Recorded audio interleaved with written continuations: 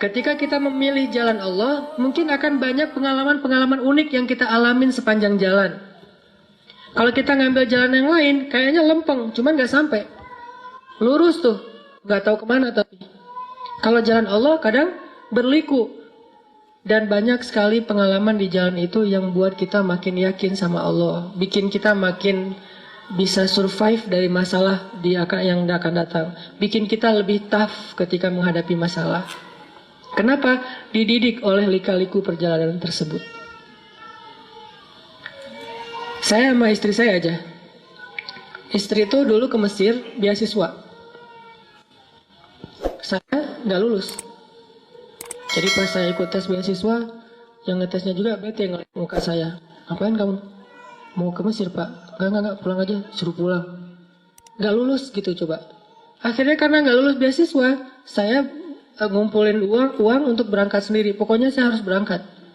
Istri saya lulus beasiswa, langsung dibeliin tiket, udah ditetapin beasiswa selama di Mesir berapa sebulan, dapat tempat tinggal. Pokoknya tinggal tanggung beres saja. Saya harus mikirin semuanya sendiri. Traveling gak bawa uang sama sekali. Karena uangnya habis untuk beli tiket return. Masih visa turis. Jadi harus beli tiket PP. Alhamdulillah sampai di sana dapat visa pelajar. Setelah sebulan di refund tiketnya. Jadi bisa dapat walaupun ada penalti potongan beberapa persen. Tapi lika-liku perjalanan itu bikin makin yakin. Oh benar ya. Kalau kita niatnya karena Allah. Saya karena Allah nggak ya waktu itu? Nggak, walaupun nggak murni-murni amat lah. Saya nggak mau menganggap diri paling soleh ya. Cuman perjalanan waktu itu, kalau mau jujur mah, kenapa ke Mesir? Pengen jalan-jalan sih. Bukan ke Al-Azhar, bukan sebetulnya. Cuman kalau nggak ke Al-Azhar nggak dapat visa, ya udah ke Al-Azhar deh, biar dapat visa gitu. Tapi pas udah masuk ke Al-Azhar, Masya Allah ulama semua nih. Gelar paling rendahnya doktor. Karena LC kayak saya tuh di Mesir, kerjanya supir taksi. Itu LC. Karena tingkat pendidikan Islam di Mesir itu tinggi. Sehingga orang kalau mau jadi guru minimal doktor. S2 jaga perpustakaan. S3 baru ngajar di SD, SMP, SMA. Di kampus juga kalau S3-nya doktornya yang paling bagus nilainya mungkin. Rata-rata profesor. Pas pulang ke Indonesia, LC jadi ustadz. Jadilah kayak gini. Nah, artinya saya lika-liku perjalanan kayak gitu terus belajar tentang Masya Allah, Allah banyak kasih kejutan. Dan yang luar biasanya saya sama teman-teman saya tuh, teman-teman yang beasiswa berangkat sendiri, pulang sendiri. Saya yang modal dengkul berangkat sendiri, pulang bertiga. Istri dan anak. Nikah di sana juga nggak ada modal. Yang penting lamar dulu dan jangan kasih tahu kalau nggak ada duit ya. Lamar aja dulu. Oh nggak nikah sama saya. Tapi itu setelah beberapa lama menggunakan bahasa-bahasa ya gitu deh. Ayah kamu tukang listrik, kenapa? Kok tahu gitu ya? Saya suka kesetrum kalau dekat kamu. Andre Taulani lah pokoknya. Udah beres, lamar, nelpon ibunya, Bu saya pengen lamar anak ibu. Oh. Gimana anaknya? Ya anaknya udah setuju Bu gitu. Aku langsung mewakili anaknya. Padahal anaknya juga belum jawab. Oh ya udah saya terserah anaknya. Udah beres semuanya baru bilang, boleh minjem duit dulu nggak buat mahar? Nah, baru dikasih tahu nggak ada duit. Alhamdulillah dipinjemin sama istri. Sampai sekarang belum dibayar. Pinjemin $500. Saya pakailah $500 itu buat kerja di Arab Saudi sebagai guide pas musim haji. Dorong gitu ya. Awal-awalnya nggak dapat job sama sekali, nggak ada mungkin nggak ada pelanggan. Jadi saya naik di atas dorongan wheelchair gitu, duduk aja depan. Ya Allah, nggak adakah hamba-hambamu yang sakit hari ini gitu ya. Dari pagi sampai sore ditungguin nggak ada yang sakit. Kayaknya jamaah haji sehat walafiat. Dan itu musibah buat saya. Akhirnya sore-sore ada jamaah haji Indonesia dari Solo keluar dari masjid, kelihatan kayak bingung gitu. Langsung saya samperin, ini kayaknya calon-calon nih, saya datengin. Bu, kenapa? Ya dek, saya kesasar nggak tahu pulang ke arah mana. Oh ya ikut saya aja. Padahal saya juga baru di situ nggak tahu. Ibu emang dari mana? Solo. Penginapannya di mana? Di daerah apa? Gak tahu makanya. Oh gitu, ya udah ikut saya aja Bu. Ada emang tahu? Insya Allah pede nih. Bismillah. Ya Allah, masa saya akan lapar hari ini kan? Nih kayaknya nih rezeki yang Allah datangkan. Tapi kan kita harus ngadapin challenge-nya dulu. Jalanin. Jalan sama ibu tuh sambil ngobrol. Ternyata saya juga asal milih jalan sebetulnya. Gak tahu kemana. Ternyata pas lagi jalan, Dek itu kayak tempat tinggal ibu tuh. Bener Bu, coba deketin. Oh iya bener, alhamdulillah Adek tahu aja jalannya dan segala macam. Mana saya tahu. Allah yang ngasih tahu. Akhirnya dia ketemu teman-temannya, sepanjang jalan kita ngobrol, dia rekomendasiin saya ke teman-temannya, ujungnya apa? Dia besok bisa nggak ngantar kita lagi ke masjid supaya nggak kesasar? Oh siap. Dah. Mulai, dia ini ada nenek-nenek minta didorong. Alhamdulillah lancar. Pulang-pulang bawa beberapa ribu dolar, itu modal pernikahan kita. Kalau udah azam menikah, baru Allah kasih rezeki. Tapi kalau masih tanggung, nggak dikasih. Makanya kalau pengen dapat kejutan dari Allah, mantepin dulu aja, akad sama Allah. Ya Allah saya pengen nikah. Ya udah saya kasih rezeki. Kan bagian masing-masing kan, bagian kita menikah, bagian Allah memberi rezeki. Sehingga kalau kita datang ke calon mertua, nggak usah khawatir dengan pertanyaan-pertanyaan mainstream standar gitu. Kerja di mana? Lagi cari kerjaan Pak.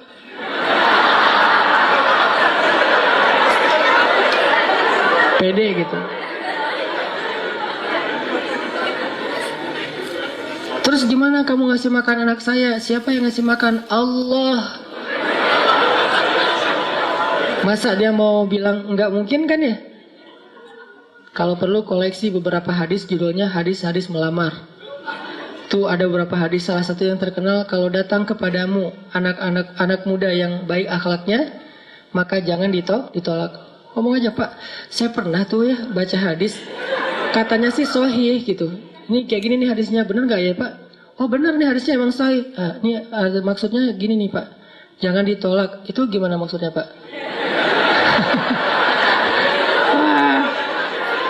Itu tips, insya Allah gak bakalan ditolak teman-teman. Tuh kayaknya 90% kemungkinan diterima, cuman 2 tahun lagi. Saya terima deh, cuma jangan sekarang, nanti aja. Setelah kamu dapat kerjaan, angger ya, tetap aja. Oke, jadi gimana kita nge-recovery emosional kita?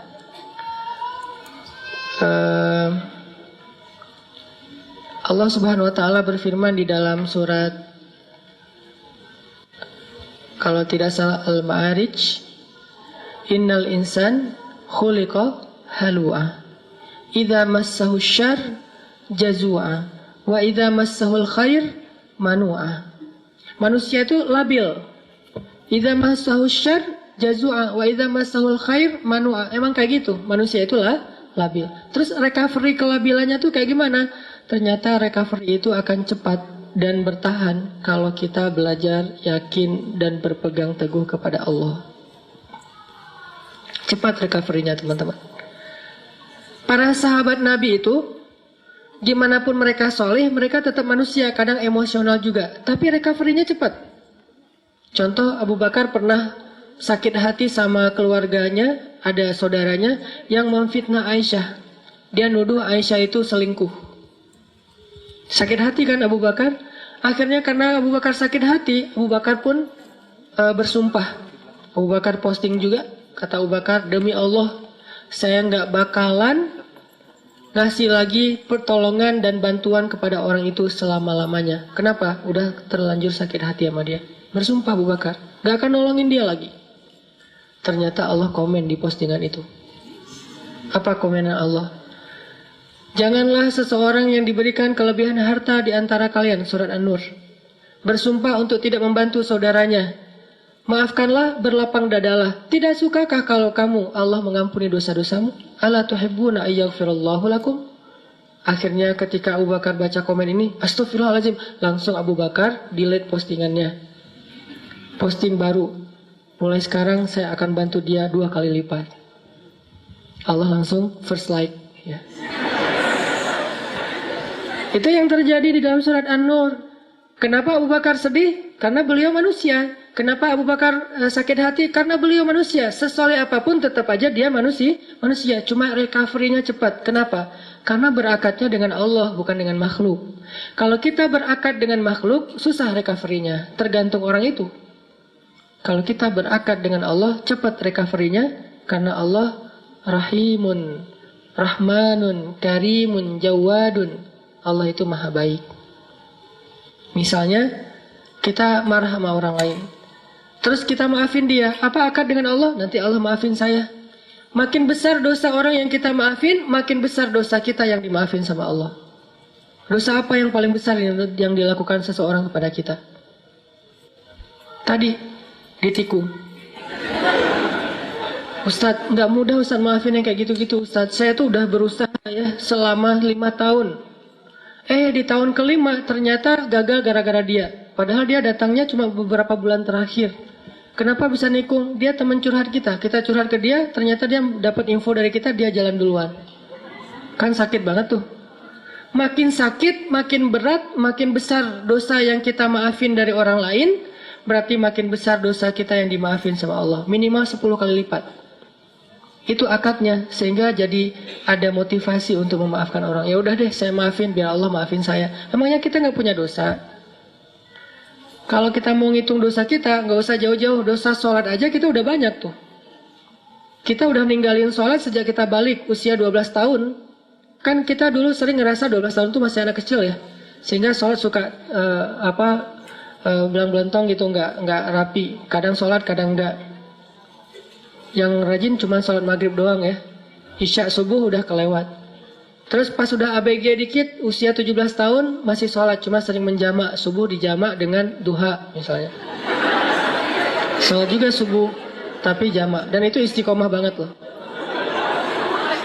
Jadi dari bab sholat aja kita udah bermasalah, udah banyak dosa nih. Gimana mau amal-amal yang lain? Berarti caranya gimana? Maafinlah kesalahan orang yang lain supaya Allah maafin kesalahan kita. Akadnya sama Allah, recovery-nya gampang. Saya pernah pas di Bandung, mobil ditabrak dari belakang, serempet. Akhirnya penyok dan agak rusak. Terus orangnya marah duluan. Mungkin cara dia marah duluan biar ketahuan bahwa kita yang salah. Dia turun langsung marah-marah. Saya bilang, tenang aja, jangan marah-marah. Kita selesaikan baik-baik. Akhirnya dia agak down dikit, agak nyaman dikit, ngobrol. Tapi tetap aja keras, nggak mau. Dan pas di ini dia nunjukin kartu bahwa dia anggota. Nah, karena dia anggota nggak mau ribut, ya udahlah, saya ganti rugi 2 juta. Pas sudah ganti rugi 2 juta, dia pergi. Saya berdoa, Allahumma ajurni fi musibati wa khluf li khairan minha.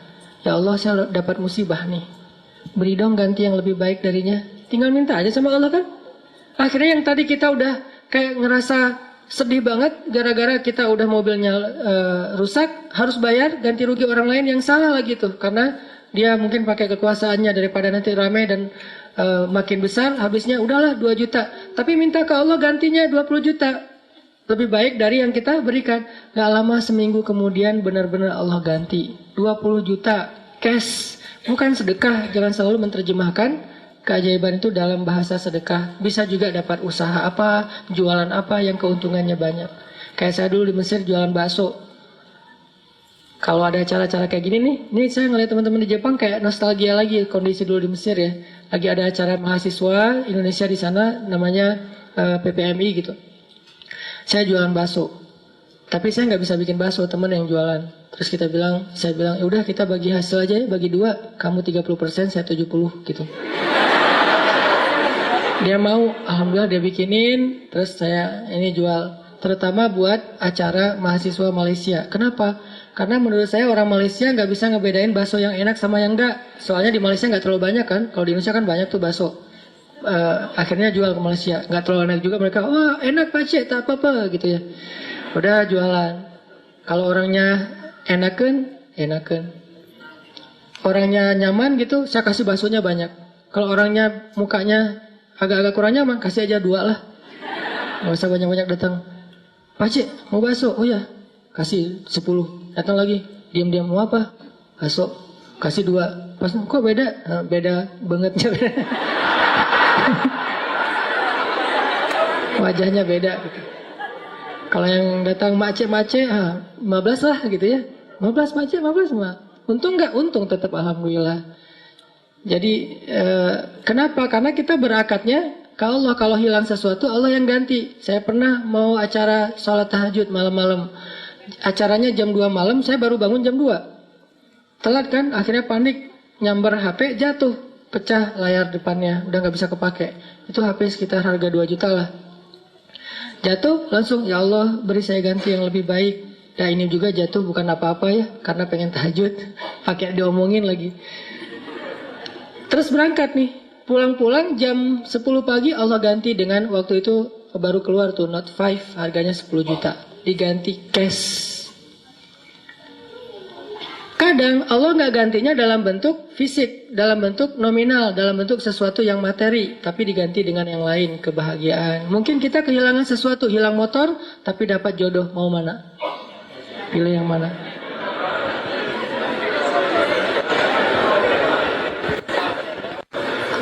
Jadian nih, gara-gara nikmat hilangnya motor. Pas ketahuan kita nggak punya motor, putus lagi.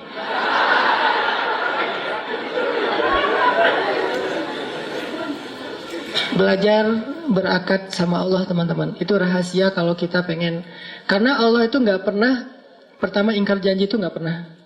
Innallaha la yukhliful mi'ad. Nggak pernah ingkar janji. Kedua, Allah itu nggak pernah misalnya, maaf ya lagi sibuk. Nggak ada tuh. Kita WA Allah terus nggak dirit. Itu nggak ada ceritanya. Contreng dua sih, cuman nggak biru-biru, nggak dirit lama gitu. Allah ngapain sih online berkali tapi yang saya mah nggak dirit misalnya. Itu manusia banget. Allah nggak kayak gitu. Kita baru nulis, ngirim Allah langsung typing. Bukan cuma dirit, langsung bales. Gak mungkin Allah tuh ngebiarin kita minta terus nggak dibales lama. Nggak mungkin. Dan nggak mungkin juga Allah misalnya habis pulsa, habis kuota itu nggak ada. Ala kulli syai'in qadir, maha kuasa atas segala sesuatu. Jadi kayaknya paling nyaman berakad itu sama Allah. Cuman kita harus ngerti cara Allah bermuamalah dengan kita. Tidak selalu materi. Karena buat Allah materi itu nggak berharga banget. Kalau seandainya berharga, pasti Allah ngasih semua kita kekayaan. Tapi ternyata orang soleh nggak semuanya kaya. Tapi orang soleh itu rata-rata, bukan rata-rata, semuanya bahagia. Makanya tadi subuh saya cerita ada teman misalnya, baru hijrah, dia bilang gini, Ustadz, kenapa ya sejak hijrah hidup saya agak-agak kayak rezekinya jadi seret gitu, jadi susah. Gimana ceritanya? Iya, saya udah dulu mah lancar, sekarang malah jadi susah. Saya bilang, enggak, karena buktinya kamu hijrah juga karena kebanyakan hutang kan. Berarti selama ini sebelum hijrah, enggak lancar rezekinya, yang lancar hutangnya. Setelah hijrah, Allah permudah untuk membayar hutang itu. Bukan rezekinya seret, tapi rezekinya dibagi. Sebagian dipakai, sebagian untuk bayar hutang. Allah udah kasih solusi. Nggak mungkin lah Allah ngecewain kita yang berhijrah karena Allah. Itu nggak mungkin. Jangankan Allah nih, Nabi Muhammad aja nggak pernah membiarkan ada yang datang ke beliau ditolak dalam keadaan nggak dikasih apa-apa, itu nggak ada. Semua yang datang ke Nabi meminta sesuatu, pasti pulangnya membawa sesuatu. Apa aja? Pernah Nabi lagi jalan pakai baju baru gitu. Baru dikasih sama Raja Khurasan. Kasih baju. Bajunya warna merah. Bukan gamis ya, baju biasa. Warna merah. Dipakai sama Nabi. Terus dilihat sama orang miskin, sahabat. Ngomongnya, Muhammad, itu baju bagus juga ya? Gitu. Nabi pas diomongin kayak gitu, Nabi tanya, kenapa mau? Gitu. Mau. Dibuka sama Nabi. Nabi pulang gak pakai. Dan Nabi juga kalau pulang nggak pakai baju masih keren ya, six pack gitu. Kita nggak pakai baju zero pack kan agak-agak gimana gitu kan ya. Kan perut Nabi itu six pack kata sahabat, seperti batu yang tersusun kan. Itu karena mungkin beliau bukan nge-gym sih, sering naik kuda itu kan kayak orang bisa seluruh tubuhnya tuh gerak, akhirnya bagus badan Rasulullah.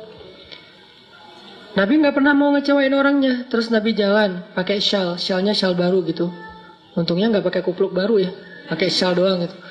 Datang orang Badui ditarik syalnya, dilepas sama Nabi dikasih. Ada yang datang ke Nabi, ke Aisyah misalnya, Aisyah tuh cuma punya 3 butir korma.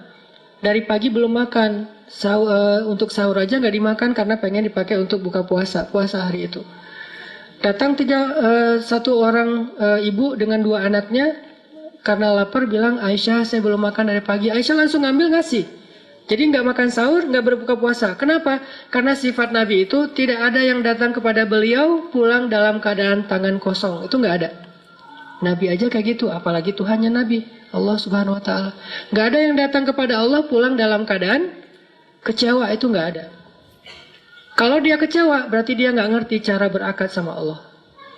Dia salah paham dengan cara-cara Allah. Kalau dia ngerti Allah, gak bakalan kecewa. Dia tahu banget Allah maha baik. Allah yang selama ini nolongin saya. Allah yang yang menyelamatkan saya. Alam yajidka yatiman fa'awa. Wa wajadaka dhallan fahada. Wa wajadaka ailan fa'aghna. Dan Allah itu tergantung prasangka hambanya kepada Allah. Kalau kita berprasangka baik, Allah akan ngasih apa yang kita persangkakan 10 kali lipat lebih baik. Kalau kita berprasangka buruk, maka Allah seperti yang kita prasangkakan. Jadi tergantung kita nih, mau gimana? Mau dapat nikmat, ya udah, Allah maha pemberi nikmat. Mau dapat jodoh, Allah maha menciptakan segala sesuatu berpasangan. Nggak mungkin saya dibiarkan sendiri. Masa kita kalah sama Julaibib, budak yang bahkan tidak bernilai di mata orang-orang Quraisy, dia nikahnya sama seorang putri raja. Ini kayak dongeng gitu kan?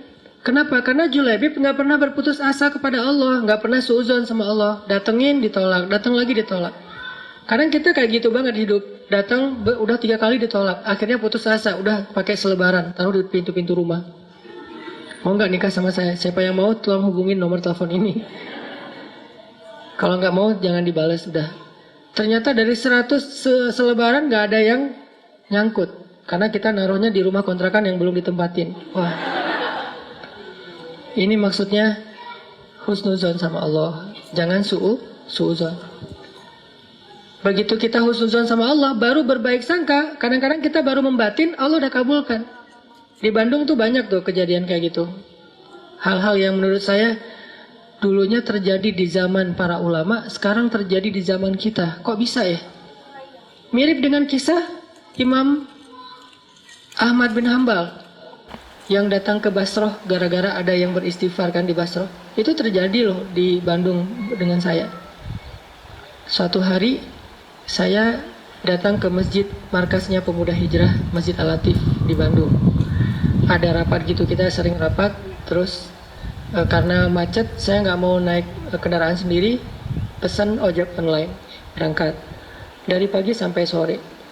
Di masjid itu saya sholat zuhur dan asar ngimamin, karena lagi ada saya di situ, ya udah sekalian ngimamin. Pas sudah selesai asar, udah beres semua rapat, saya order lagi, ada yang ngambil ojek online, jalan. Di tengah jalan orangnya ngobrol, Mas, suka sholat di masjid itu juga? Saya bilang, ya sesekali. Saya bilang, iya ya, masjid itu ramai sekarang, anak-anak mudanya luar biasa itu masjid. Saya juga suka sholat di situ, kata dia. Itu ada tuh imam muda, siapa namanya di situ teh?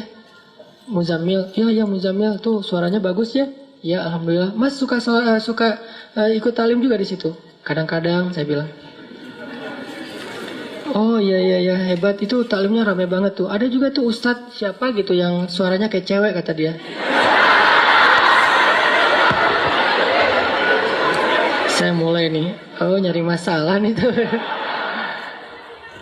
Tapi saya senang dengar boosternya YouTube segala macam, gurunya Muzammil, siapa ya namanya? Siapa? Hanan? Iya Hanan gitu, itu luar biasa. Mas suka dengar ceramahnya juga? Suka.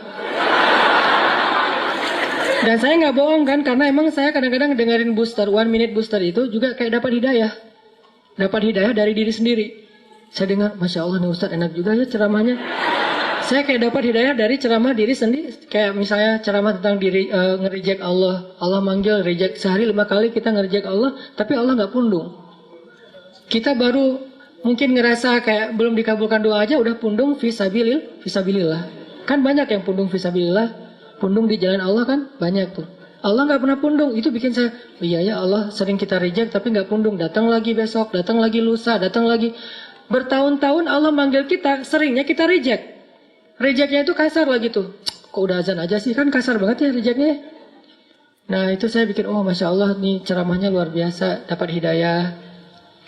Saya juga senang dengar ceramahnya. Saya bilang, iya Mas di situ jadi jamaah atau orang PKM juga? Ya ngurus masjid juga sedikit-sedikit. Dia mulai curiga gitu. Ngelihat ke belakang dia jadi, Mas tadi yang imam sholat zuhur ya? Ya, saya bilang. Asar juga? Ya. Mas ini namanya siapa gitu?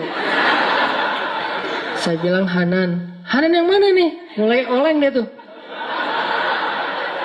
Hanan Ataki. Langsung wah gitu.